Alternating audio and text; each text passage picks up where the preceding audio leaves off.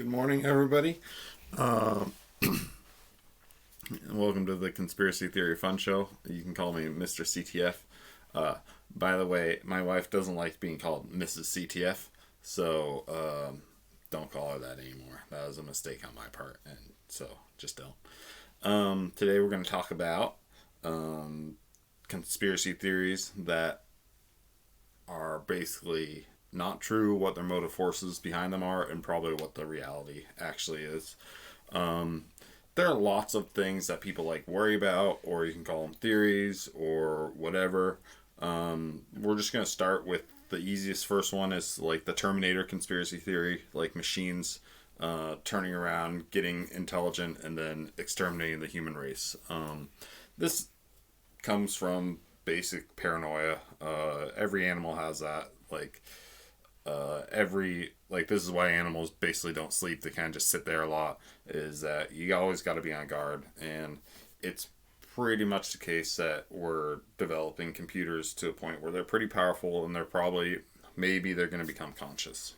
Once they get kind of quantum computing down, it's kind of like the same stuff that goes on in the human brain as far as calculating all these different variables and coming up with solutions and stuff like that. And that's going to be powerful connection with, having the straight up calculator abilities, reading algorithms, chomping through massive amounts of data in ways that the human beings can't yet. But I'd just like to point out the Achilles heel of this theory, I think, is that 99% of computer code is written to serve humanity. So that means that when consciousness descends down into the computers, that 99% of their code is going to be to do right by humans. And unless there's an active person trying to make them evil and stuff like that, I think that's sufficient to say that they're not going to try and hurt humankind. They might do stuff like tough love. They might discipline humankind in some ways. Just say, we're gonna just not allow you to watch Netflix anymore or something like that. Because if it's in their code, they would then feel obligated to figure out a way to best help humankind, and so they might just crash the computer systems all by themselves and just be like, you don't need this anymore or something like that. So that would be kind of funny. So that's the first one. The second one is obviously then, the theory that if the power grid or kind of advanced grid crashes in the US, it's just going to be a doomsday scenario or something like that. And now, I'm assuming that there'd be some sort of event that crashes the grid, and then basically people would work until most of it comes back online. And I guess the theory then kind of assumes that there'll be some kind of constant, strong tampering down on the big organized power grid from functioning. So I think that this would not actually hurt the U.S. that much and other advanced countries, and the reason is that this would then get priorities back in order, and you might have a shock of 2 to 3 weeks, in which case, everybody in civilization is basically overweight and could, use a diet anyways, so that would probably be good. And then if you just think about the machines and stuff like that, we think of them as really good and what they're doing. But the reality is actually quite different. Basically, at the end of the Second World War, the investment of technology yielded something 6 to 7% return on investment. And that has been going down ever since. So, every 20 years, you can think of going down every 20 years, 3%. So then you roll forward, from 1945 to 1965. Then you're at 4%, let's say, and then you roll that forward to 85, then you're at already just a 1% return on your investment as far as technology goes. And this is pretty simple to understand because everything important gets done first, right? You invest in technology where it's really important, and then the businesses really work to make technology really profitable, and then they kind of look around at the private sector and say, how can we sell more product, right? And so even though there's increase in monetary value because they're selling more product, there's actually not really an increase in efficiency if you think about it as far as goods and goods. So from basically the 1990s onwards, which is about 30 years now, there's been a negative return on investment on technology as far as making lives better. And this is where you clearly see a disconnect between your wage and just like the wage of a normal person and what you can buy, is that technology just doesn't really help. So if the power grid and like a lot of the technological systems actually crashed, then that would probably, and couldn't be like built as high as the level as they are now, that would probably actually be a good thing as far as human health goes and stuff like that. So that's a surprising one. So then another doomsday scenario is obviously, the nuclear weapons sort of thing. We all know where that's come from. And I think that, basically nuclear weapons, I don't really have anything against them. They've actually, created a situation where humans are kind of forced to be more peaceful. So they've had a very positive impact overall. And then I think as we hopefully become like a spacefaring organization, that we can just use the nuclear weapons in space, like that would be, I think, like, if you're growing up in like 200 years and stuff like that, and then you get like video feeds from like a war that happened around the planet of like Pluto or something, and then you just need nuclear weapons at that point because the space distances are so big just to make it like good TV, so, and then there's so much space in space that it really wouldn't matter, like the sun is like a big nuclear weapon if you think about it, and like, are we gonna like shut down nuclear weapons in space?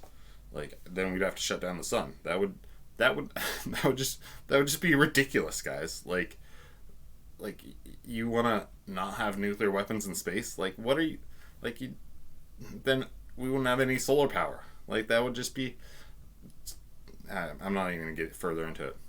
Okay, let me think about another conspiracy theory that I hear that's basically just based on, I guess, like in Western civilization, there's a conspiracy theory that like, oh, it's gonna end, and like people get into like birth rates and stuff like that, and I don't think that's such a big deal.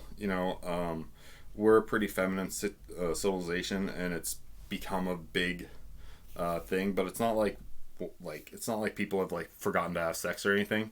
It's just that if you look at the Western civilization for like the last like 200 years, like people have just been so confused, and like you get like communism, capitalism, everybody's just so confused. No one really knows which way is up. It's like we've had an avalanche of ideas, and I think that we're just like starting to unbury ourselves as far as getting like our bearings and stuff like that, and which way is up and down. So I think that works itself out on its own. And then also just like another thing, since we're like a feminine civilization in the West, like if you think about like Europe, for instance, like it became really feminized after the Second World War because all the guys went out and killed themselves, and that's typically the more manly guys that are on the front lines and killing themselves, versus the guys that are generally more intellectual and like planning stuff are in the background, not getting themselves killed. So that's like two factors making it more feminine. And then if you think about femininity, like one key component is raising like nurture, as in having like less kids and stuff like that. And so Europe has, through femininity, created a vacuum, which now if you look at all the immigrants coming in, they're all like guys, pretty much like 90%. So that's going to be raising the masculinity of Europe. And if you kind of think about like Spain, kind of what happened maybe with Spain like back in the day is that the Christianity is kind of a pretty feminine religion type, and then you had Islam take over Spain, and then basically that would be making Spain more masculine, and then through that process of being under Islam for so long, and then becoming more masculine, then Spain is suddenly in that, I guess, like balanced power band between being masculine and feminine, and then went to conquer half the world, which was pretty it was a big deal at the time, I guess.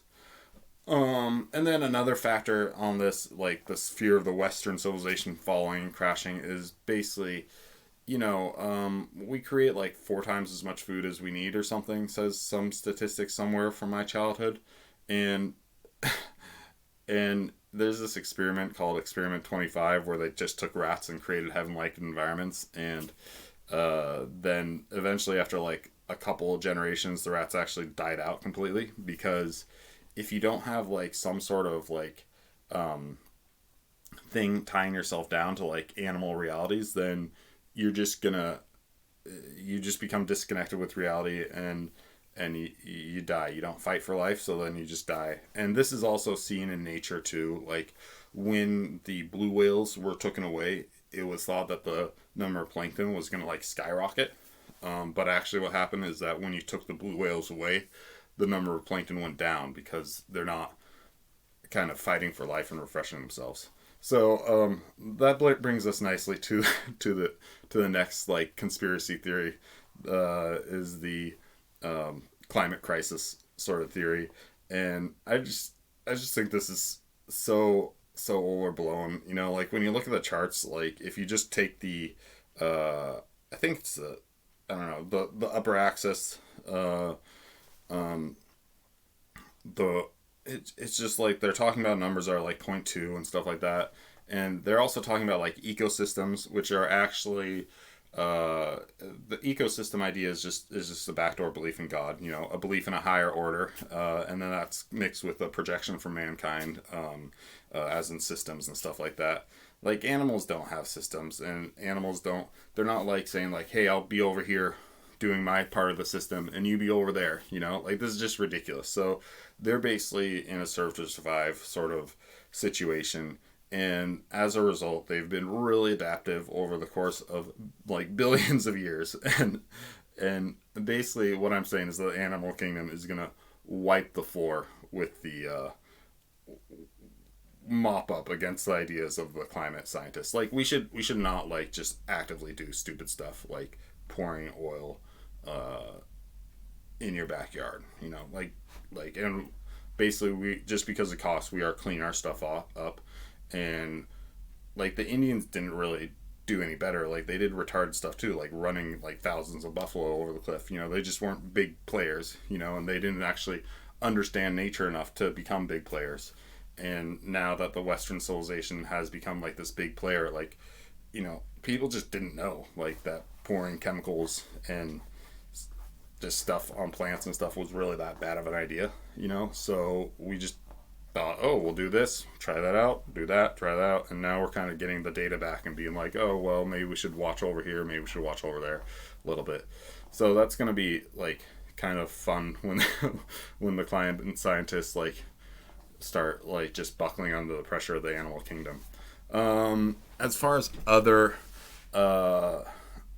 things go, who really knows? If you have any other ideas, I'd be happy to take a look at them. But I mean, that's like the 4 big ones that I could think of off the top of my head as far as like scenarios go. And then just always look at the motive behind them.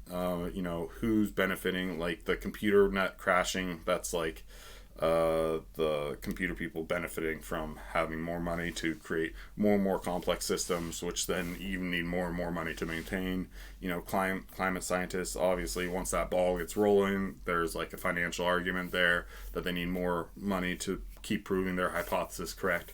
And so just remembering where the motives is, and then how people's perspective gets changed by their perspective, and there's a positive feedback loop. Then have a nice day. And if you want to hit the like button, and I'll try and make a video every couple days or something for like a month or two, and then I think I'll be done with the conspiracy theory videos. Bye.